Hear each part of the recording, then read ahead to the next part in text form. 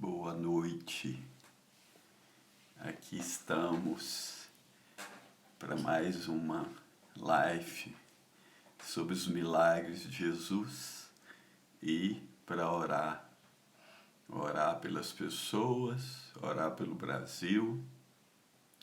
Quero orar agora por cada pessoa que estiver entrando aí para participar dessa live, né? Que o Senhor te coroe de graça e misericórdia, que o Senhor te ajude em todas as coisas na sua vida, que o Senhor te dê a paz, que excede todo entendimento.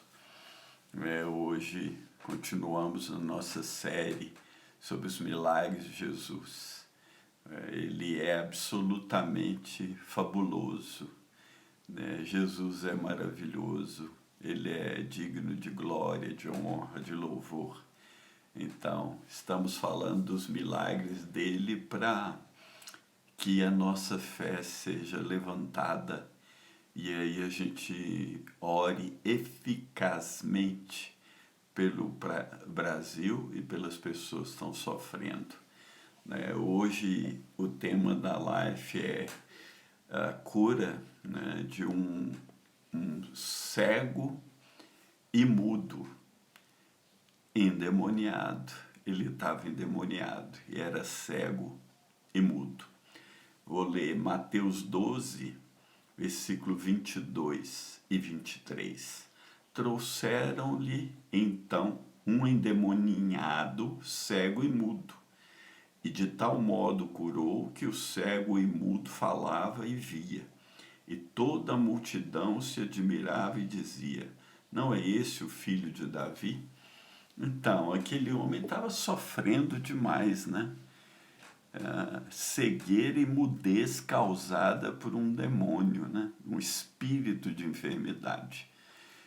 A Bíblia não diz como Jesus fez, mas provavelmente Jesus repreendeu o espírito, mandou ele sair, e imediatamente, instantaneamente, o homem foi curado. E a vida dele nunca mais foi a mesma desde aquele momento, né, que Jesus tocou nele, que Jesus deu uma palavra de ordem, aquele demônio saiu e o homem foi curado de cegueira e de mudez. Ele então passou a ver e falar, que era uma coisa maravilhosa. Mas e a vida dele depois disso nunca mais foi a mesma. Mas como em toda linda história, ou toda história maravilhosa costuma ter o lado negro, tem um mas aqui no versículo 24 de Mateus 12, que está assim escrito. Mas os fariseus, ouvindo isso, diziam: este não expulsa os demônios, senão por Beelzebul, príncipe dos demônios. Então, os fariseus acusavam Jesus de expulsar aquele demônio pelo próprio príncipe dos demônios. Beelzebul significa o senhor das moscas, que seria um nome para Satanás. Então, seria uma acusação gravíssima, né? Quer dizer que o príncipe dos demônios vem sobre Jesus e aí ele é usado para expulsar um demônio. Vamos ver o que Jesus respondeu, versículo 25. Jesus, porém, conhecendo seus pensamentos, que eles não falaram, eles só pensaram, disse-lhes: todo reino dividido contra si mesmo é devastado, e toda cidade ou casa dividida contra si mesmo não subsistirá. E se Satanás expulsa Satanás, está dividido contra si mesmo. Como subsistirá, pois, o seu reino? O reino das trevas não poderia subsistir se Satanás expulsasse Satanás. Aí Jesus disse mais: e se eu expulso os demônios por Beelzebul, por quem os expulsam então vossos filhos? Então os filhos daqueles escribas e fariseus, né, que estavam acusando Jesus, eles já expulsavam demônio, provavelmente em nome de Jeová, não sabendo eles que Jeová era o próprio Cristo, né? Jeová, o Eu Sou, estava ali presente, né? O Pai, o Filho, o Espírito, em Cristo, expulsando demônios. Em Lucas ele diz que ele expulsava demônios pelo dedo de Deus, né? No versículo 28, mas se eu expulso os demônios pelo Espírito de Deus, em Lucas fala o dedo de Deus, então, tipo assim, Jesus diz, sai, e eles têm que sair, logo é chegada a vós o reino de Deus. Então Jesus estava anunciando que o reino de Deus estava ali. O judeu esperava um Messias campeão, vencedor, esperava um Messias guerreiro que ia destruir Roma, mas o reino de Deus não vem com aparência exterior. O reino de Deus não vem com show pirotécnico. O reino de Deus não vem com artes humanas. O reino de Deus vem com poder, alegria e paz no Espírito Santo, e ele vem de dentro para fora, e ele se expressa no caso de Jesus, em sinais, milagres, maravilhas, ensinando a palavra de Deus, expulsando demônios, né? E Jesus diz mais, como pode alguém entrar na casa do homem valente, aqui no caso o homem valente seria Satanás, e furtar os seus bens, se primeiro não amarrar o valente, saqueando então a sua casa? Jesus veio, amarrou o valente, Satanás, expulsou o valente, expulsou os seus lacaios, né, os demônios menores que confrontou, que surgiram diante de Jesus. Eram dezenas, centenas, milhares de demônios que Jesus expulsou. No caso daquele homem que ele expulsou, 2.000 demônios. Quem não é comigo, Jesus falou, é contra mim. E quem comigo não ajunta, espalha. Então Jesus estava sendo muito firme com aqueles escribas e fariseus, né? Porque ele estava dizendo que era o reino de Deus, o fato dele expulsar demônio, libertar o povo. O Espírito do Senhor, ele falou, está sobre mim, porque ele me enviou para libertar o cativo, quebrar o jugo de Satanás, quebrar a força do diabo, amarrar o diabo, né? Jesus, quando ele vier, né, ele, na manifestação dele, na epifania, na parousia, presença física dele, o reino dele vai encher todas as coisas, e o reino dele vai absorver tudo. Quando ele estava aqui, o reino dele era interior, não era visível aos olhos humanos, porque eles esperavam um rei guerreiro, e ele veio como humilde, nasceu numa manjedoura, humilde, não tinha onde reclinar a cabeça, entrou em Jerusalém montado num jumentinho, mas quando ele vier, o reino dele vai encher tudo.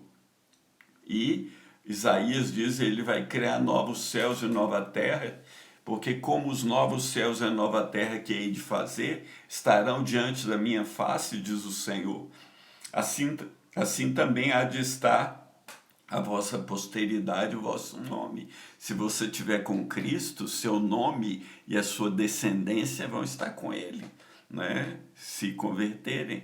E segundo Pedro 3,13, mas nós, segundo a sua promessa, aguardamos novos céus e nova terra, em que habita a justiça. Nós temos esse aguardar ansioso, né? Então, Jesus entrou na casa do valente, amarrou Satanás, saqueou os seus bens, porque aniquilou as enfermidades que os demônios colocaram nas pessoas, aniquilou o diabo através também da obra dele na cruz. Olha o que está escrito em Colossenses 2, 14 e 15. Ele, havendo riscado a cédula que era contra nós, nas suas ordenanças, a qual de alguma maneira nos era contrária, e atirou do meio de nós, cravando na cruz.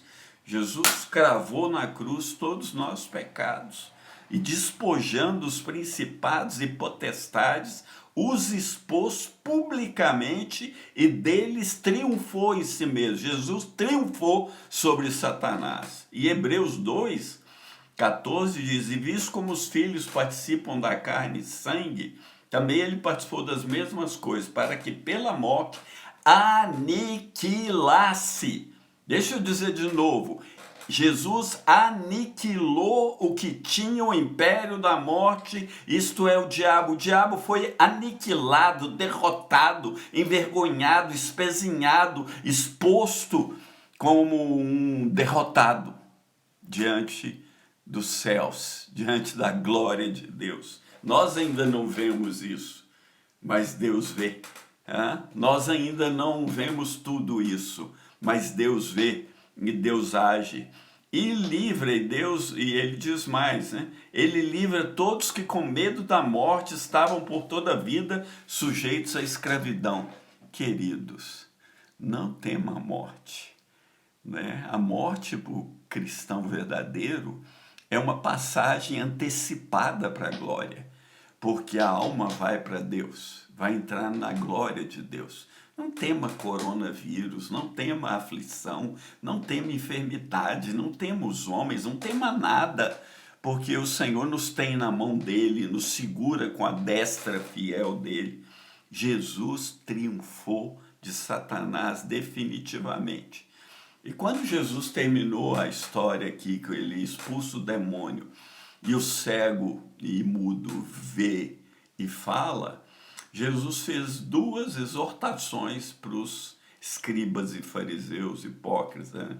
Os falsos mestres. Primeiro é: quem não é comigo é contra mim, e quem comigo não ajunta, espalha. Se não estamos em Cristo e somente em Cristo, onde estaremos?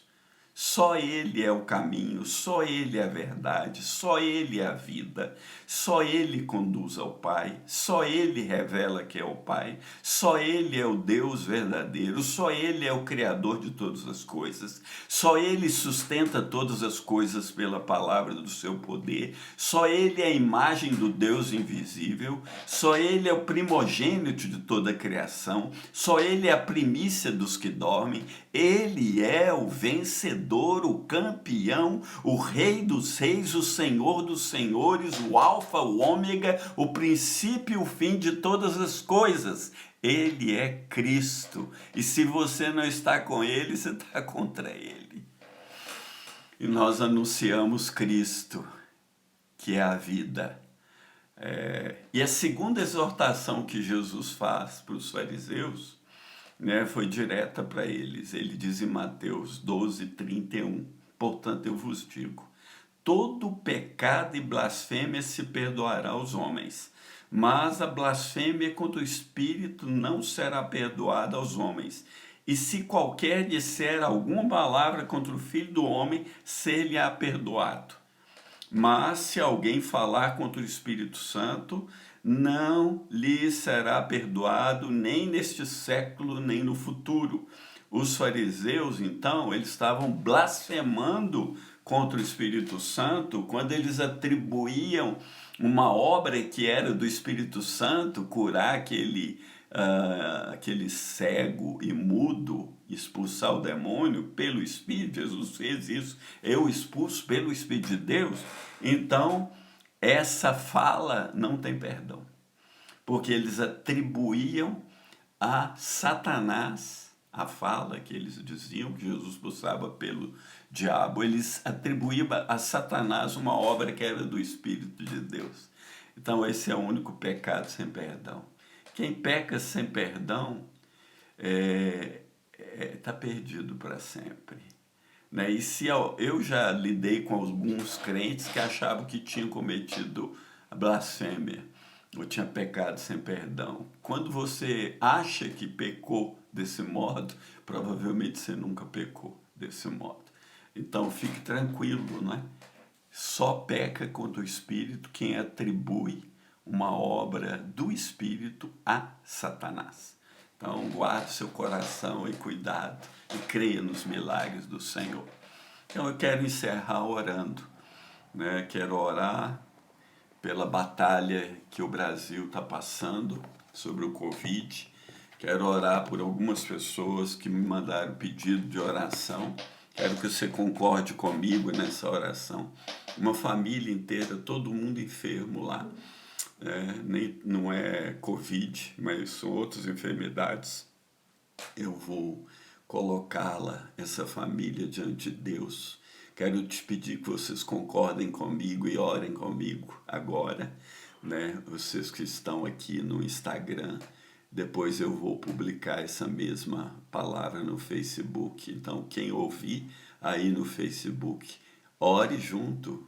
Deus, em nome de Jesus, quero abençoar essa família Matos agora. Quero te pedir que o Senhor faça uma maravilha nessa família, que o Senhor estenda sobre eles a tua boa mão, que o Senhor derrame sobre eles o bálsamo. Por acaso não há bálsamo em Gileade? O nome de Jesus é como um bálsamo derramado. Então eu quero declarar sobre eles o nome de Jesus. Que o Senhor Jesus te levante, que o Senhor Jesus te perdoe, que o Senhor Jesus te purifique, que o Senhor Jesus cure o seu corpo físico, suas enfermidades, em nome de Jesus. E Deus, quero te pedir por cada pessoa que estiver vendo e ouvindo essa live, que o Senhor toque em cada coração para estar sempre com Jesus em primeiro lugar. E quero orar pelo Brasil. Ô Senhor, tem misericórdia da nossa nação.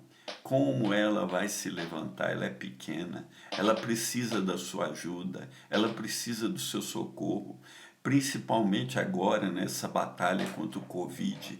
Eu quero repetir sem cessar isso: o Senhor é o soberano. O Senhor tem na sua mão o controle absoluto sobre o Covid. O Senhor pode colocar a sua mão e frear o crescimento desse vírus, diminuir a sua influência, diminuir o número de mortos. Tem misericórdia do Brasil, Senhor. Tem misericórdia daqueles que estão andando pelo vale da sombra da morte, para que eles experimentem a vida, para que eles vivam e deem glória ao Senhor. Obrigado, Senhor. Quero orar também pelo presidente da República, pelos governadores, prefeitos. Quero te pedir que o Senhor dê a eles o temor do Senhor e a sabedoria para governar e governar bem. Obrigado, em nome de Jesus. Teu é o reino, é o poder e a glória para sempre. Em nome de Jesus. Amém. Amém, queridos. Então, compartilha isso aí, espalha para os seus amigos, vamos pregar o evangelho, a tempo e fora de tempo.